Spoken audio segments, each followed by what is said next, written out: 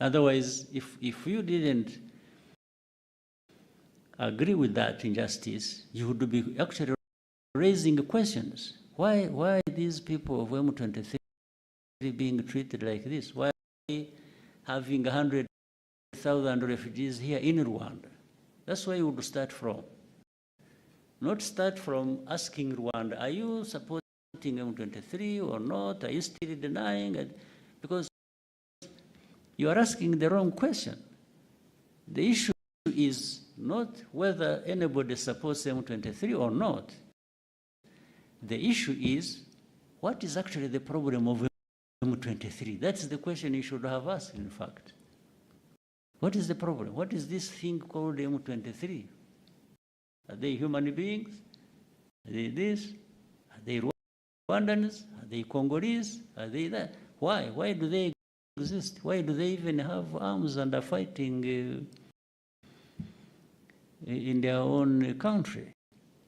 This is the right question that I should be asked. So whether Rwanda supports or associated in any way is actually immaterial. It is relevant to the question. Or even you, if you want to educate yourself or educate the public, the question should have been simple. Ask me, by the way, what do you understand the M23 to be? What is it? That's a fair question. That's the one I would wish to be associated with rather than whether I support or not support. Sophie Mkwena from the South African Broadcasting Corporation. Mr. President, yesterday we spoke to President Cyril Ramaphosa, who said you had a marathon meeting on Saturday night. You also have the former South African president in the country who joined yesterday. Were you able to raise issues that we spoke about on Thursday in relation to Rwanda's relationship with South Africa, particularly the issue of the DRC? Thank you so much. We could not have spent hours, the President of South Africa and I, meeting and definitely not talk about that. It featured, and I think we had a very good discussion, very good understanding of the situation and maybe the best ways we can work together to resolve that. I was satisfied. So, and it seems your interview also helped.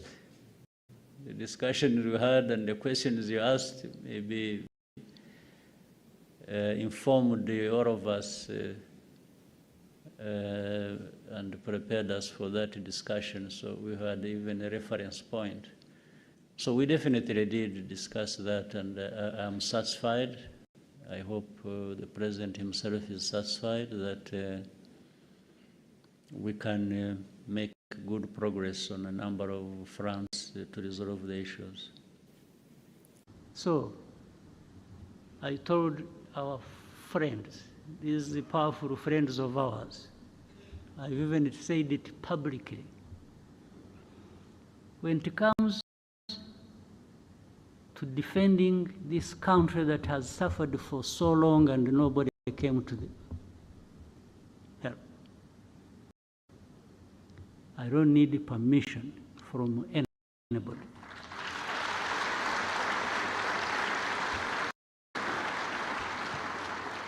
To do what we have to do to protect ourselves. I will say it in broad daylight. I have said it to those who matter in this problem. And that's what is going to happen. You go home, sleep, don't do anything. There will be nothing crossing this borders of this small country of ours. If anybody attempts,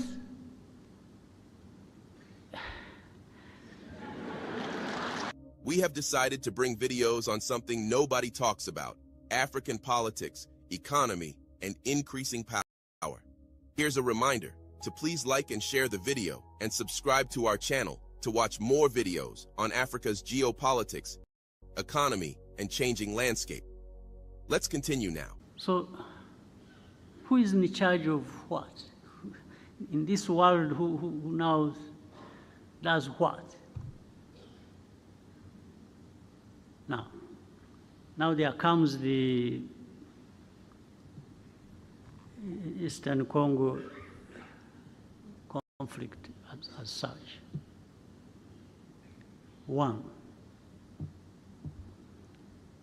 you try to do some research, do some inquiries, you do some intelligence. Rwanda did not in any way create this war that is happening in Eastern Congo.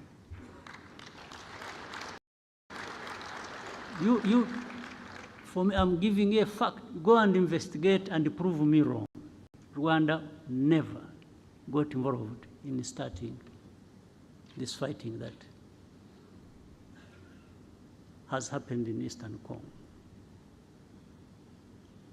But with time, there has been an effort to actually make it our war. That we are the ones who started it. Over time, this is what has happened. Now, using what? If you see the combination of hate speech and the displacement of these people, you come to understand what actually was behind it. Maybe somebody thought they were being smart, and they thought that was the way to end the M23 problem, which was there in 2012,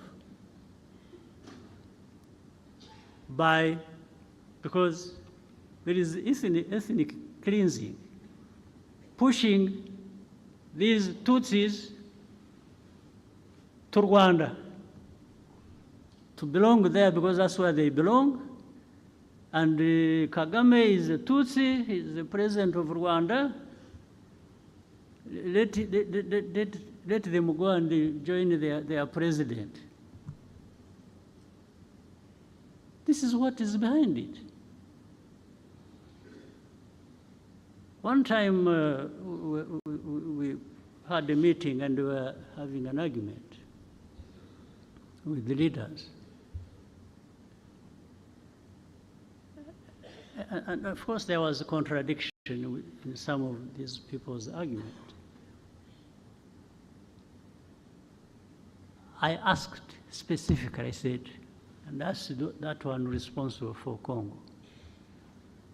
I said, we are not going to address anything unless you come out clearly to tell us facts about the situation. I asked him, I said, are these people in M23 Congolese or not? And he said to me, and there were other leaders in the meeting, that absolutely, these are Congolese. Then he came out to say that he has in fact even openly talked about it. I think when he was in the US or UK, I don't remember what he said, that he came out and said it. So he was confirming that these are Congolese. I said, fine. So how do they become our problem? How do they become Rwanda's problem? I also asked him, I said, do you know when when these people, the group that started this fighting, do you know where they came from?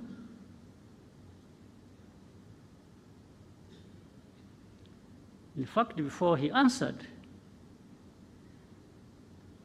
the president of the country where they came from is the one who said it.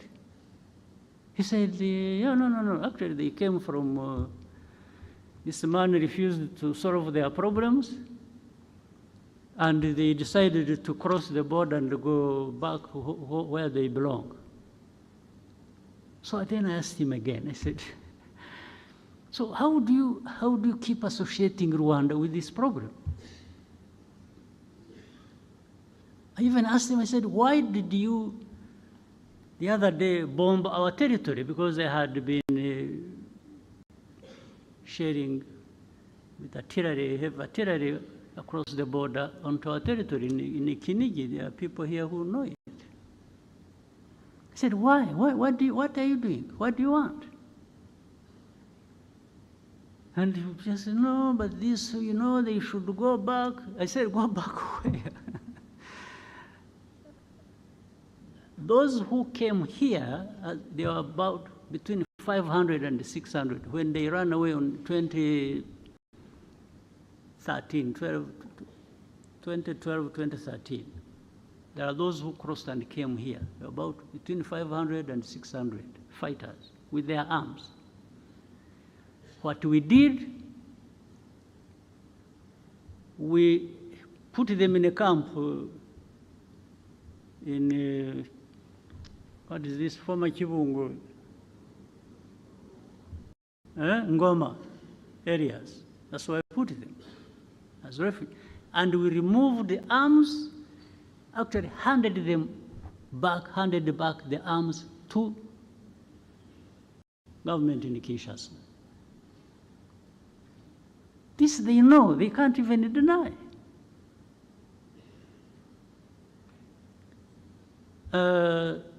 They said they had wanted to solve the problem politically. They invited some of the leaders of this group, took them to Kinshasa, that they wanted to talk to them and resolve the problem. These people, the leaders of this group, went to Kinshasa.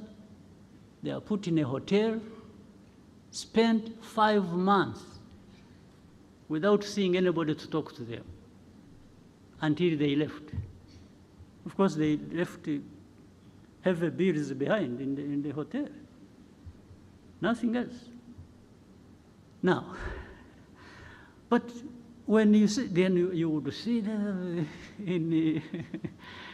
you saw in the statements of different organizations and so, blaming Rwanda for M23 conflict in Eastern Congo. I cannot tell you the reasons exactly why that would be happening. Now, but I would ask people so. You may associate us with M23. You may blame us for everything, M23.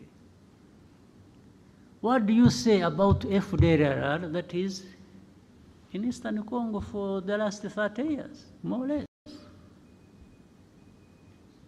I thought even the forces, the UN forces that were put in Eastern Congo or in Congo were put there to actually address this problem and maybe other problems, but this one was the main one. But you've been there for decades. It has been so costly, but the problem is still there. And then some of them tried. The government said, no, they are not there, we don't have FDLR, and then we would give them names. But these are the leaders, 1, 2, so and so and so and so and so. They are in this location. In fact, I one time told president of DRC. No. I said, you don't know that these people are there in this place, that place, and they've been even manning roadblocks and they collect taxes. He says, so he remembered. he remembered that that has been happening. So I said, so what are we talking about? You have FDLR who have taken over territories in Eastern Congo and are collecting taxes, and you are telling me they are not there? So anyway, when all this came to some point, and this war was raging, and this time it turned into where the government in Kinshasa wanted to demobilize the people. They thought they would now throw M23, push them into Rwanda. And this still remains, by the way, the aim. This is the goal. So I told our friends, these powerful friends of ours, I've even said it publicly, when it comes to defending this country that has suffered for so long and nobody came to the help, I don't need permission from anybody.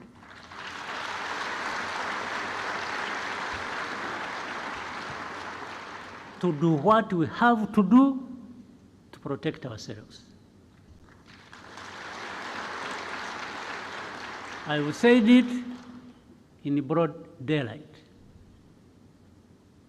I have said it to those who matter in this problem. And that's what is going to happen. You go home, sleep, don't do anything. There will be nothing crossing these borders of this small country of ours. If anybody attempts,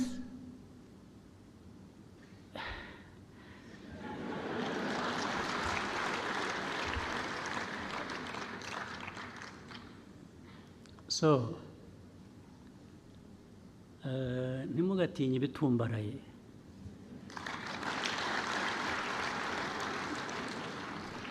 Sometimes birimo ubusa. Haba harimo umwuka. Umwuka, a balloon. A balloon, you need a needle. Just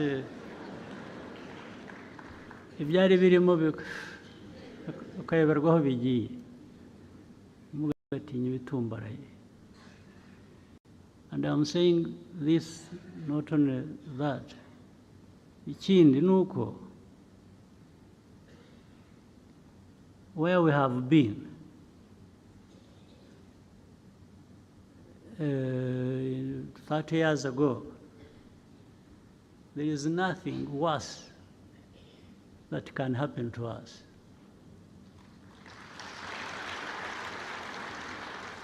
Also, that means if you ever put us in a situation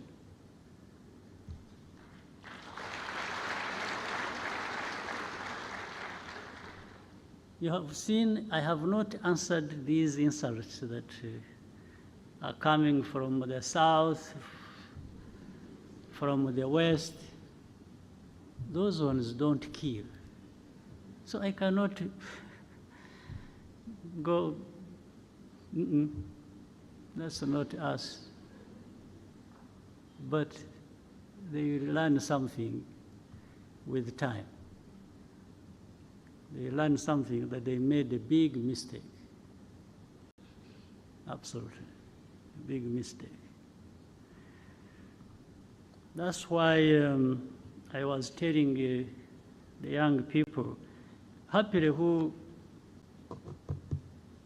seem to be like in those years when we were still young. I've seen our young people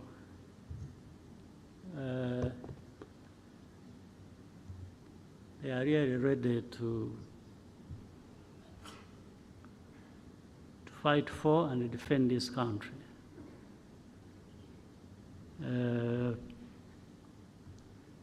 But we don't provoke any situation.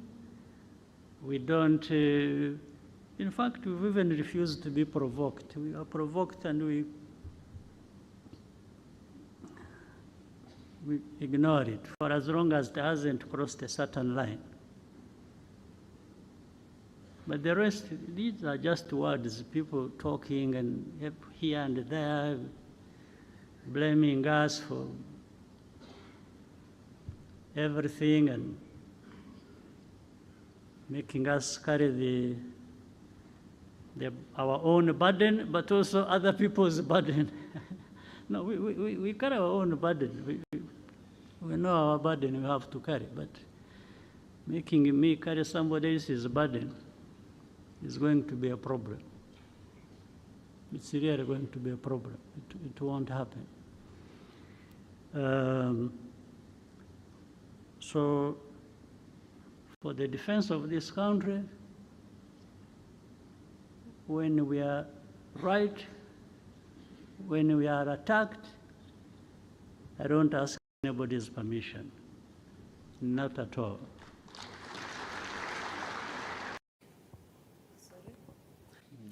If you watch at the French-speaking press in recent days, you see a lot of articles in favor of Rwanda.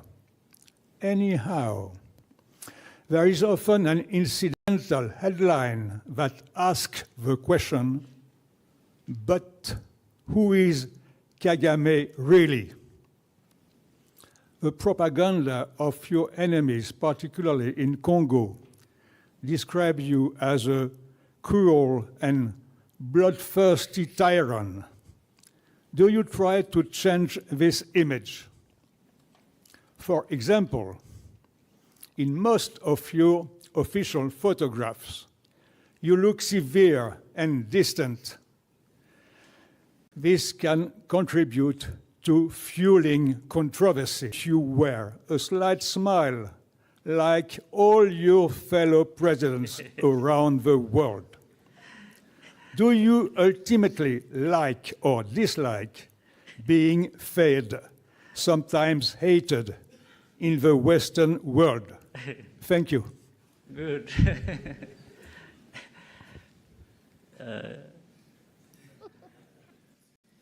I think you have summarized well the questions that have been there but not asked directly. But for the smile, I think I have to borrow either some talent or actually directly the smile from some people. But the fact that it is the smile is lacking on me is not my making.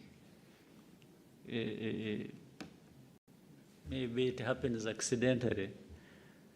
But very interesting way of putting your question.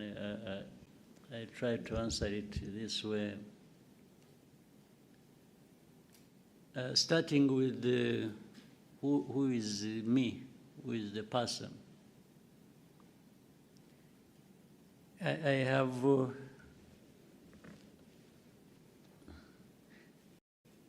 me is the person you see.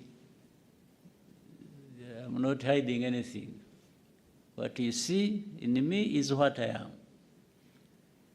If you are just going by the looks or by whatever, or what I do more, I think is what may describe me than my physical looks. So I wanted to say, what you see is what you get with me.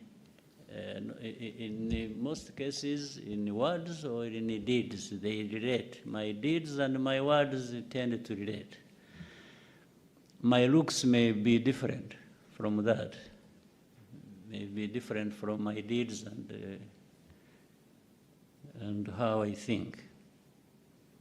But in any case, isn't the description of the looks also subjective? There are people who see me as through the looks as a terrible person.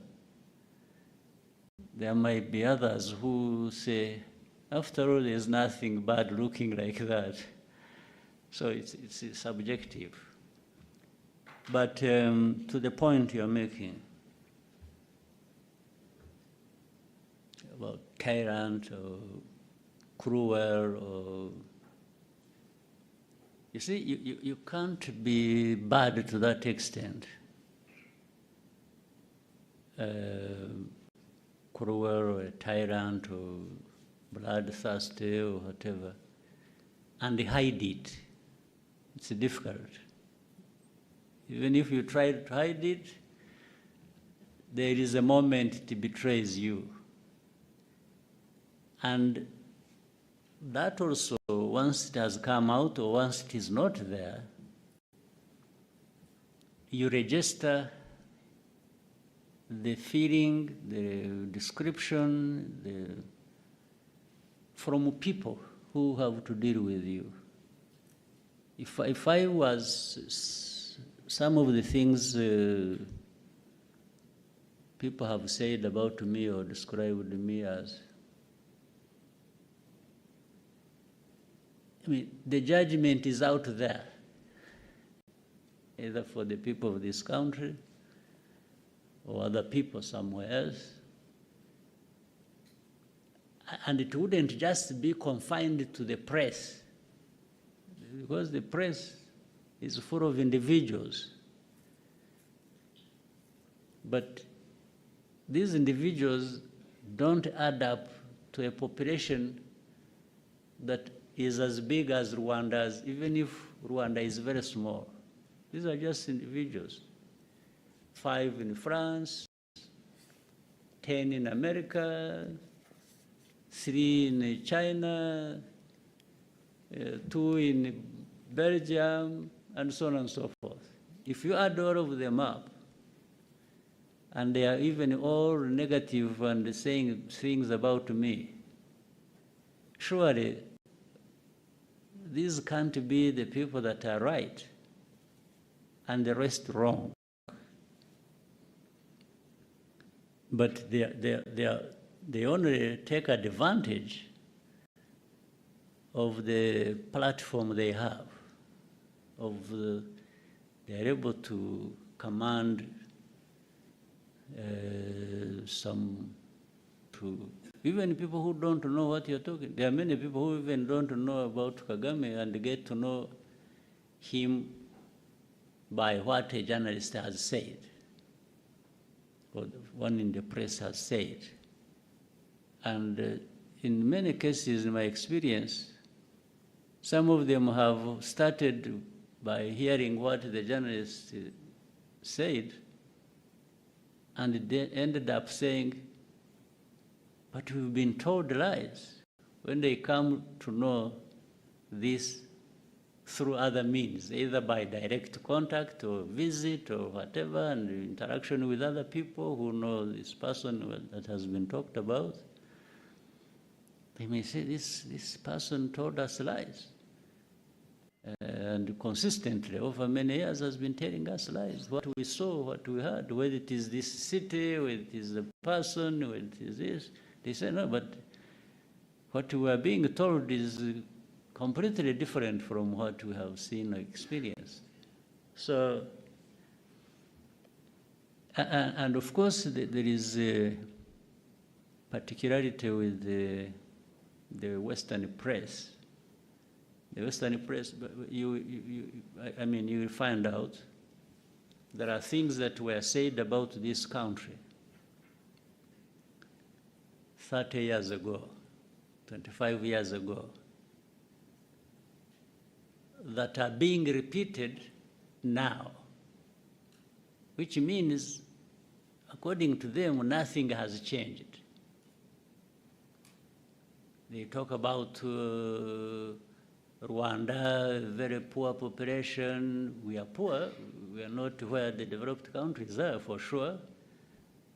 But this poverty, the way it was in 1995, in 2000, is not the way it is in 2024. But somebody will keep writing in the press, like what we have today is the same thing as we had 25 years ago, and keep just rubbing it in. You know, even the Kagame and his looks and so on, I've been trying, in recent days, I've been trying with a smile. Maybe it's not a good smile, but I've been trying. So the Kagame you saw in 95, in 94, 2000, anyway, there was no smile. There was nothing to smile about. So I didn't smile. But now with some progress, I can afford some smile once in a while. So if somebody thinks, like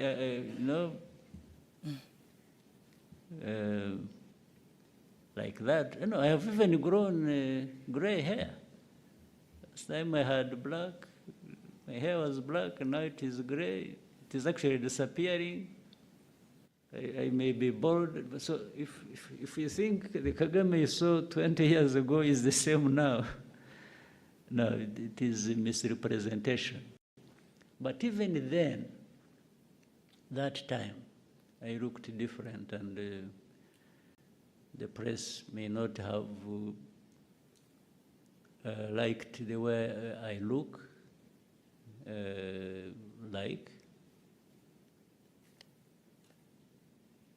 but the situation that time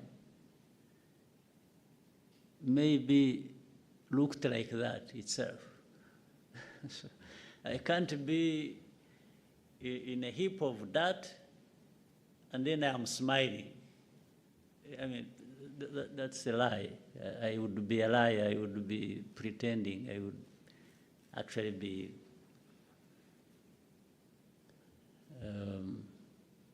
having some problems with me to pretend that everything is okay around me when everything is bad.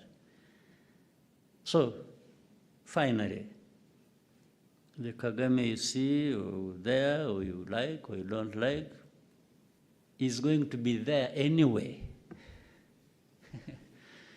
I don't need anybody to like me or to hate me to live my life. I live my life whether you like me or you don't like me. And I have my views, I express them, I will do things, I do. So I owe my living to not a single individual or country, even if powerful ones. No, we are all human beings created, sometimes they say, by God. I don't know, maybe we are there for something. But so for somebody to have powers over me, that one I can tell you is not possible. Even the most powerful didn't create me. Who created them, first of all? And we are all here just temporarily. If we are lucky, we live up to 100 years. Those are the luckiest. So the one who is saying all that has also his time, and he'll go like all of us. Everyone has their day. So that's why I can't accept that anyone who has powers over somebody else to the point of dictating Even the most powerful don't have power over us, how we live, how we do. So, but the Kagame has been shaped by that philosophy, that understanding, that well, I try like any human being and do my best, do what I can do what I have to do. I may have flaws, make mistakes, own up and do good things, benefit others. And so I'm that person. Tell those people that actually to know me is not complicated. It's straightforward. It's me. Then other things we can discuss on the side. But that was a very powerful question. Thank you. Thank you, Your Excellency Amu Kanampili from AFP.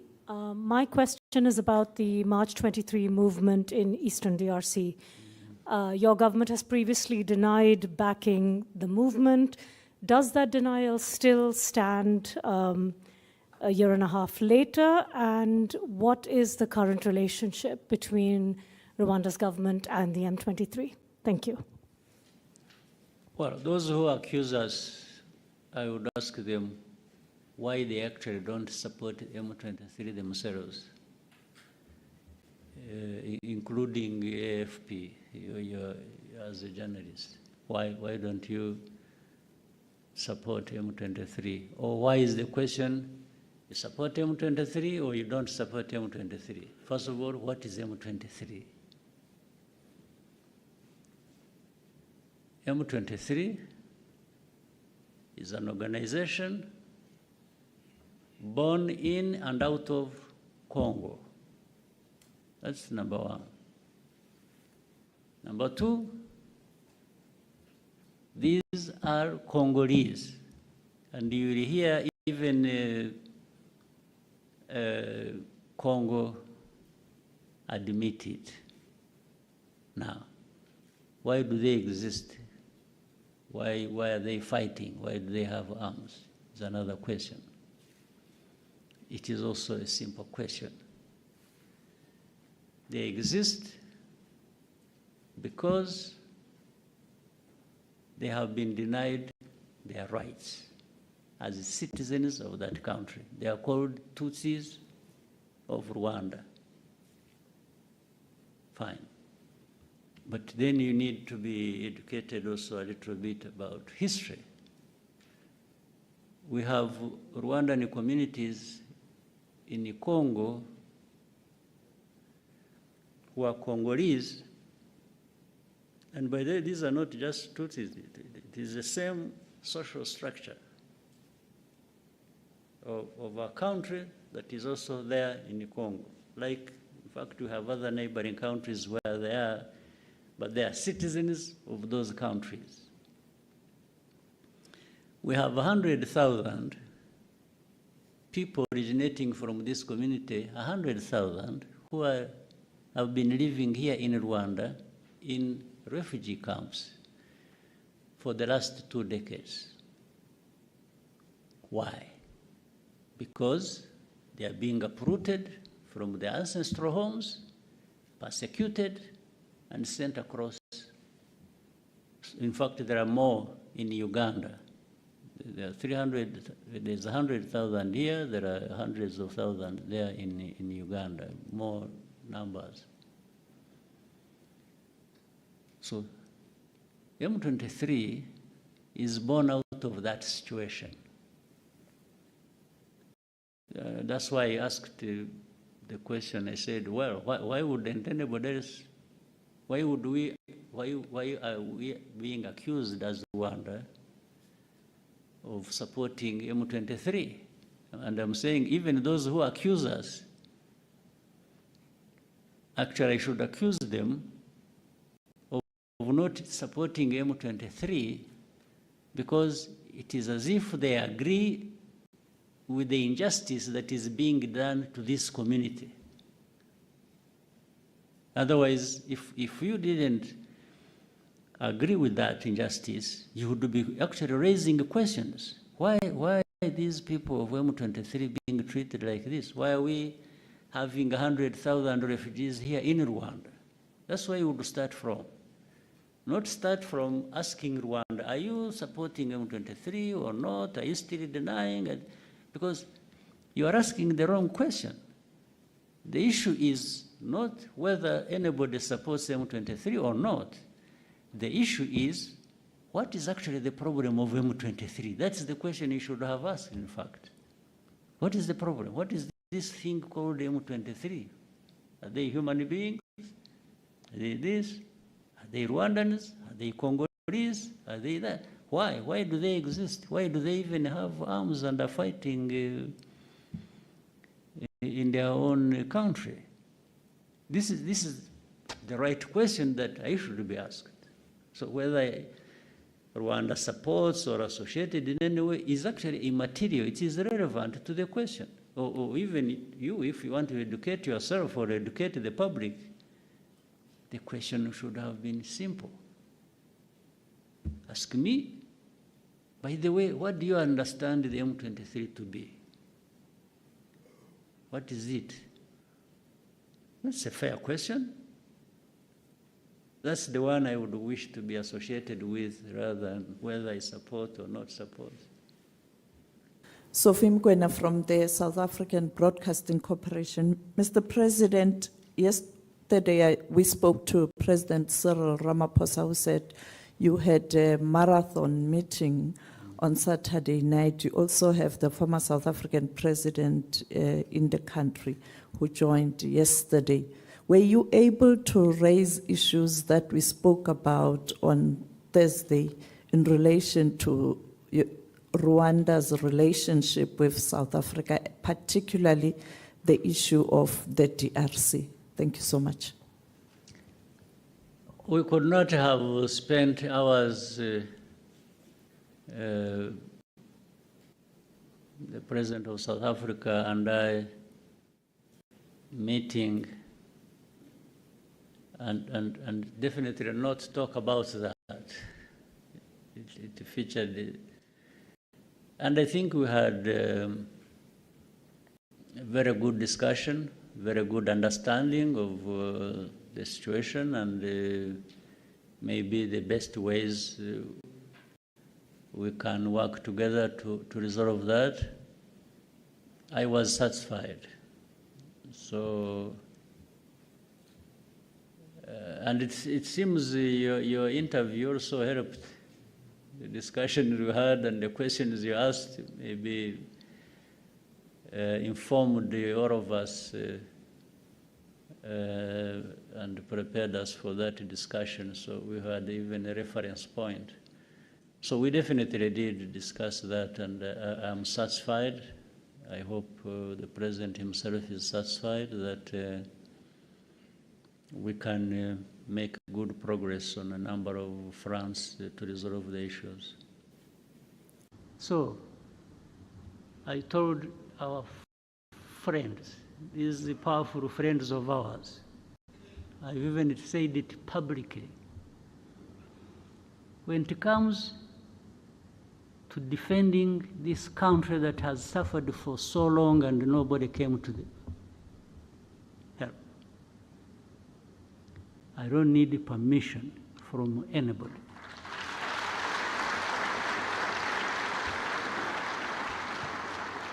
To do what we have to do to protect ourselves.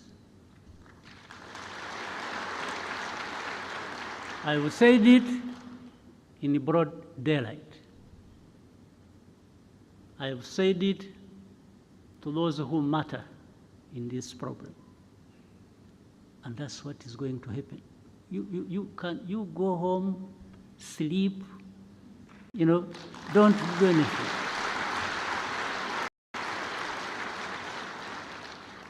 There will be nothing crossing these borders of this small country of ours. If anybody attempts,